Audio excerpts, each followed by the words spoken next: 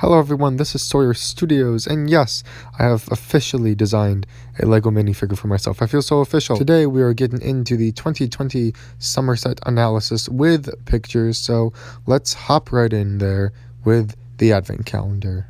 Being honest, this advent calendar is actually really nice, and it's because that LEGO has finally decided to make more than one minifigure Christmas related. For the past however years advent calendar has been doing this, we have been getting one minifigure. That's like Santa Claus. Finally, we get this very nice Darth Vader with a very nice ugly Christmas sweater with the Death Star on it. Then we have Poe Dameron with a BB-8 Christmas sweater. How awesome is that? How amazing do these minifigures look? And then we have Dio with a Santa hat on, and we have a Gonk droid that's sort of like a snowman. If we look through these individual builds, these are really awesome builds, guys. That A-Wing, that's absolutely amazing. Nice Republic frigate. Millennium Falcon looks pretty good. We get a Sith Trooper, we get a battle droid, get a nice Tauntaun. Now, while I was looking at this, I was thinking, I'm gonna get to one day at this advent calendar, and all I'm gonna build is a Porg. That's it. LEGO couldn't have thought of something better than just a Porg. I feel I don't know, maybe a Porg with a rock structure, or maybe two Porgs, but one Porg with all of those, I don't know, it just seemed a little bit ridiculous. And of course, we were getting our very first mini scale Razor Crest. Looks very nice. Now, here comes the next set, Anakin's Jedi Interceptor. I am not excited about this at all. If you haven't picked this up before, then sure, go for it. It's a very nice one. They've done some redesigning. The ship looks very sleek. I like the sticker detail, even though they're stickers. Yeah, it looks pretty nice. And then you have the Anakin minifigure, which is also kind of nice. I like the new face. It's double-sided. You'll see that in a second. But the torso is the one from Mustafar. And Ryan has harped on this for a very long time about that minifigure being reused, and Obi-Wan Kenobi torso being reused. And I think, yeah, I agree. I think it's lazy. I think it's lazy that LEGO did that. I don't know why they did that. I don't think it would have been too much to ask for just a new Obi-Wan and a new Anakin minifigure. They had an entire half a year or more to redesign that. I don't see an excuse with that. But for me, I'm probably not going to get this set just because, I have one and I don't need it. Maybe I'll get it, do a review, and then sell it right after and get my money back. I don't know. Who knows? And of course, the next one we have, probably one of the greatest disappointments in this entire wave, the General Grievous Starfighter. Don't get me wrong. The ship looks nice. But for 497 pieces for $80, that's a ridiculous price cap. And I don't agree with it. Now, I have a theory.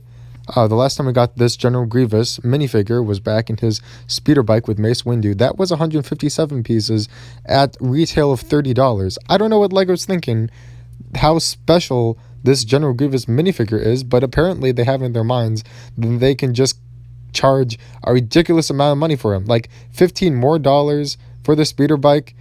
This is technically $30 more for this Starfighter. And then we have Obi-Wan Kenobi. Once again, the torso. Don't even get me started with that. But, it comes with him.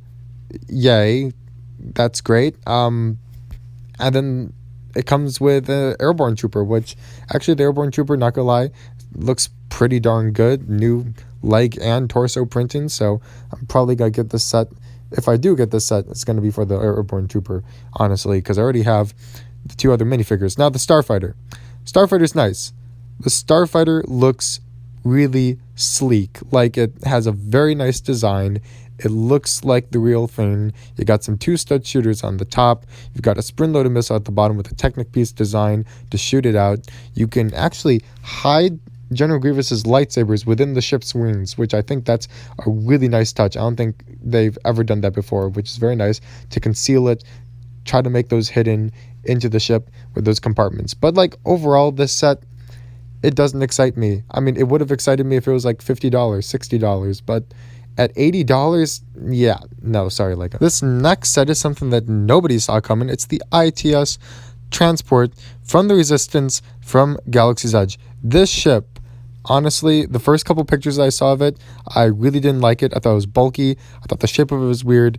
Looking at it now, this is a very nice ship. This is pretty well designed, and these minifigures are pretty spot on. Whoever this Resistance person is, I haven't been to Galaxy's Edge personally, but we get a Moncala, like, trooper, officer, whatever.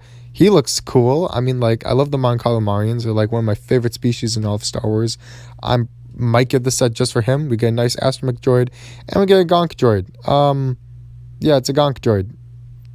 I'll just leave that up to you to decide whether or not you like that. But as you can see, the cockpit opens up to fit one minifigure, which looks like a very nice design cockpit. The front of the ship looks very sleek, with those blue rounded pieces at the end of it. I honestly might get this set just to mod it itself, because it's a very nice foundation for a solid ship. The top comes off, as you can see. There's the top piece. As you can see from inside, you can put a crate there, and you have some nice slanted doors. The angles on the ship is very nice. They work very well together. Everything about the ship is just great, the color scheme and everything. Engines on the ship are super clean. Like, that looks very nice. I'm not quite sure whether there's stud shooters in the back, but you know what, who cares? Yeah, overall, the ship, pretty good. I'm probably gonna get it just to mod it though, like not to keep it the way it is, but yeah, looks very nice. Finally, we have the Night Buzzard. Don't know why LEGO decided to call it Knights of Ren transport ship, but it's the Night Buzzard. And as you can see by the pictures, it's kind of small. It's kind of small and dinky. I mean, it does look nice on the outside. I'll give them that. You get two really nice Knights of Ren minifigures. So you finally get to complete your Knights of Ren set of all those people in the group. I mean, nice torso piece, very nice mask and headpiece. Like, that is very nice. The weapons look beautiful. The design that goes into those minifigures are flawless. Like, I have absolutely nothing to harp about when it comes to the minifigures. But look at the set. I mean, it looks so small and it just looks so light. Like, you can see gaps through the panels, through some of it, and you don't see any meat to it. Like, okay, there's Rey. I don't think anyone really cares. Like, sure, she could have come in this set. She could have not come in this set. I don't think it would have mattered. But if you look at the ship, once again, if you look underneath it, there's like no belly to it. There's like no beef to it. You can only put figures on the top of it coming out of those hatches. It doesn't even look like you can put them fully inside the ship. Like, I feel like that's just unacceptable. I feel like that ship had such potential to open up the body and have like a really awesome control center, so you can fit, I don't know, maybe all 6 of your Knights of Rens in there, but it looks like you only fit like 3, and they have to be like out on the top, and I think that's absolutely unacceptable. It's like selling a gunship that only has room for 3 clone troopers in the back. Like, nobody's gonna buy that. At least no one should buy that. I don't know. This Night Buzzard, it looks nice, yeah, as a display set, but functionality wise, I think LEGO really messed up here. Now for a set that looks absolutely amazing, the AAT. This set looks very nice. It looks way better than the AAT we got back 5 years ago. It just looks amazing. We get an Ahsoka Tano. She looks fine, like very mature. But this Mandalorian version of Ahsoka, like, LEGO got it spot on. It looks like she has a double-sided face, and it looks beautiful. This 332nd Trooper, also amazing.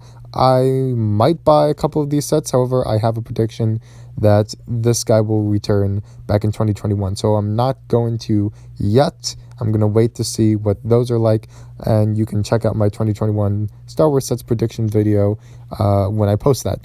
But this AAT, now, it's nice. It's very nice and small. It's a good $40 set. You know, like, if I wanted to go out and get a $40 AAT, that's probably the best I could get. Like, that looks amazing for the price. But the proportions are off. The bottom needs to be more bulky. It needs to be wider. The top should be smaller. There's a couple of things wrong with it. But overall, like, I'm not really complaining. You can fit both battle droids in there.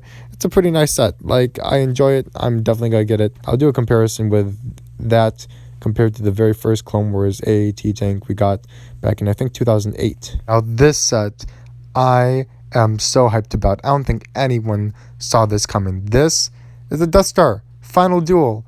Oh my gosh. Like, it looks amazing. The detail. And let's just start with this Darth Vader minifigure. So, the minifigures are awesome. I think this one and the Palpatine one are the only ones that have been updated. But this is a very important update, everyone, because Darth Vader has printed arms. Like, that is so accurate to the movie. It looks so freaking good. And then we have Luke Skywalker. He looks amazing as always. I don't think there's anything different with him, but who cares? We get Darth Vader with printed arms, and that's great enough. And we also get Emperor Palpatine with the new old Ben Kenobi hood piece that they added into the set, so they changed it. It looks like that's just going to be the hood piece that most minifigures are going to have from now on, which is great. We get a Royal Guard. We get 2 of them. But this set, like, if you look at the throne room, you have so much more detail. It looks way more filled out than the previous one. It looks like there's more places to really fight. It just seems more spacious. You got that catwalk that Luke can fall down from, that Darth Vader flings his lightsaber up there. You have the place where Luke can kick Darth Vader down the stairs. That looks really cool. I really like this door opening. It looks like you could almost edit this, like mod it, to fit Emperor Palpatine's arrest on the other side. You actually get to put his cloak and his lightning bolts underneath. That's a very nice storage unit. And I really like the double control panels that they have on the second floor and the bottom floor, which is very accurate to the movie. I like this window. This window, you can see through it. You can see his chair, and that looks lit. Like, that has a lot of really cool picture potential. Overall, this set, I'm excited for it. I really want to get it and just build it. It just looks like a fun build with itself, and it looks like it could be a fun display piece. Finally, a set I've been waiting for many years, the 501st Legion Clone Troopers Battle Pack. I'm gonna get a lot of them. Like, I'm gonna get at least 10. Like, this set looks absolutely amazing. There's only a couple things that, really needs to be said about this set. The Bark Speeder looks amazing. I'm definitely gonna replace those stud shooters out in the front for like actual guns. The Jetpack Trooper based on Battlefront, he looks amazing. I'm happy they gave us some sort of variety. And then the third reg troop that we get has a different gun. That's nice. Now the Athe Walker, it has a stud shooter in the front. I don't like that. I'm definitely going to have to edit that out. But other than that, that's really it. I'm really happy that they made this a $30 set, because if it was less or an actual battle pack, we probably would have gotten the stud shooter guns instead of the actual guns. So thank you, LEGO, for doing that. The next set is the most expensive set of this wave. And honestly, I wasn't super excited about this for a while. Here and there was going to be a $160 ATAT Walker with only around 1,200 something pieces. But looking at this is a very beautiful, might I even say sexy walker. Like, the color scheme, the blue that matches the pilots and the chairs, the slight tan accents, the walker feet, the doors, the paneling, the boxiness of it, the design, the legs, it looks taller, it looks bigger, it looks better. You get to fit the speeder bike in the back. Very compact set. It comes with a pretty decent amount of minifigures, actually. You can finally fit 2 pilots and General Veers in the same cockpit. It's a little cramped, but you can do it. And then there's this mechanism that you can wind up to have Luke come up and throw the detonator into the belly of the AT-AT Walker, even though the Walker that he destroyed in the movie was not General Veers. This set is great. Like, for a 40th anniversary celebration set for Empire Strikes Back, that's a beautiful set that they could have done. That's like the best set they could have done. I'm going to get it. I just think it's a worthwhile set to get. And we finally come to my favorite set that's coming out, the Razor Crest, the Amazon exclusive. I have pre-ordered mine with all the Amazon gift cards that I have mustered up. This set looks so amazing, and I'm very happy. You wanna know why?